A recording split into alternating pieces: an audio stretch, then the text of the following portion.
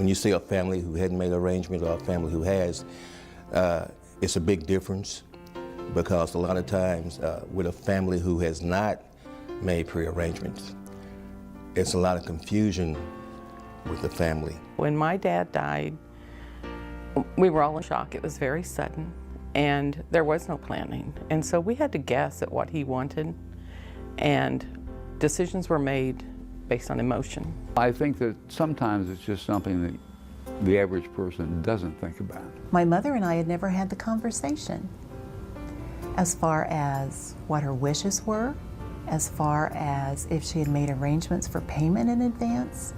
The answer was no, she hadn't.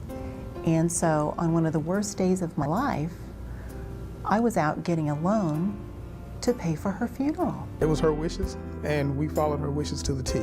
And so it eliminated a lot of confusion, but also eliminated a lot of burden. I feel good about it. I feel comfortable. I feel not just satisfied, but you know, oftentimes you have a burden that's on you if you know that you haven't taken care of business. The family can now grieve.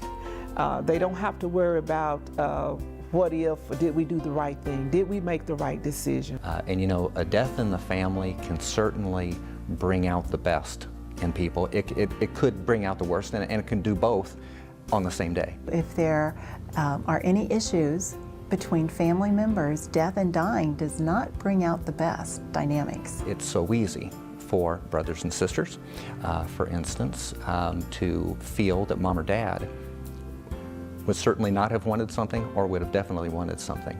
I know when my own mother passed, you know, my sister was, I think we should do this.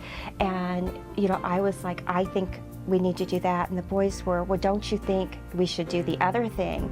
Pre-planning can avoid those types of conflicts, especially if mom and dad have made the decisions. Now, all the family can comfort each other, and that makes a big difference in a person's life.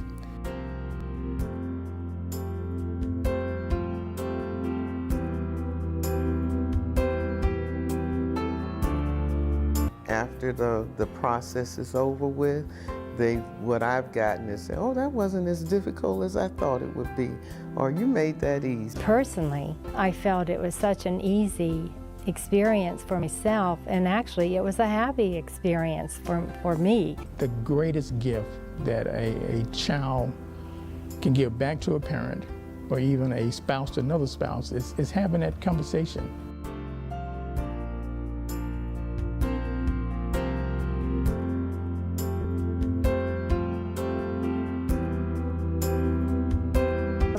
In pre-planning, I see is that it allows one to make their own decisions.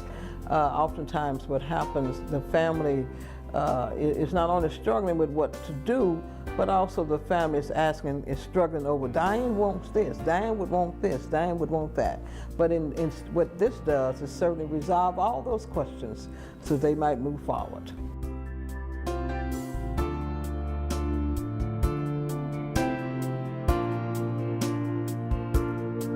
I would tell them that it has given me a sense of comfort, that they should do it, because it does relieve the burden, not just with respect to the family, but it really does help you feel good about knowing that your plans are in order. The greatest gift that a child can give their parents, or a spouse can give to another spouse, again, is prearranging in the discussion of, beginning the discussion of prearranging. And I think it was her final gift to my dad, to relieve the burden that he would have had gone through trying to schedule and set up everything.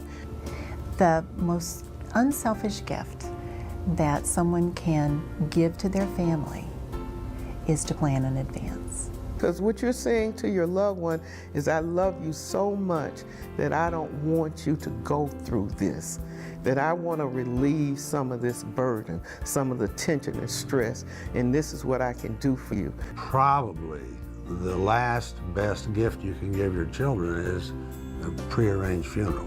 I consider prearranging a gift of love. I truly believe it is a gift of love.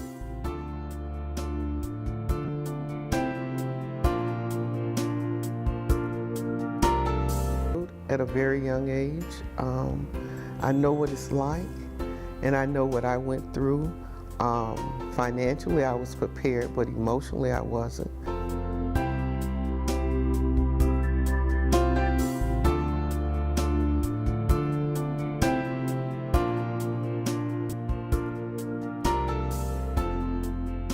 Do it. Just do it.